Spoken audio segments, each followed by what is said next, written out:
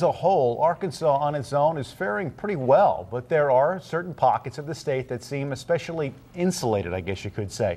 KARK4's Courtney Collins joining us live from the state capitol with more. Courtney?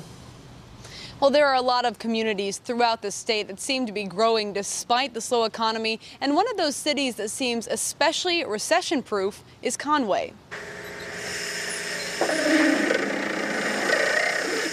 Jeff Brooks owns Brooks Fine Jewelry in Conway, and he says people are buying, and buying consistently. I do very little advertising, word of mouth. I stay busy 7 days a week, 12 hours a day now. He says because his business custom makes jewelry and is known by reputation, there hasn't been a slowdown in the store. But his online sales are a different story. Walk-in business locally has been real good. Nationally, we've noticed on the websites, it's probably 1/10 of what it was last year. Experts say the reason a store like Brooks Fine Jewelry is doing so well in Conway is because the city has a lot of different industry. When you have a good diverse base like we do, with almost equal numbers of manufacturing, technology jobs, even state government.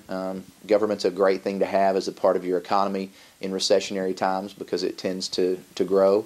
And with companies like Hewlett-Packard on the way, hundreds of jobs and the money that comes with them will land in Conway. But growth in the face of adversity is nothing new to this city. Most of that has to do with Conway's diverse economy. But there's something to be said for the trust inspired by a community of well-established businesses. They know who you are, they know personally who you are, and if you tell them you're going to do something and you're able to back it up, that creates a good lasting relationship with your customers.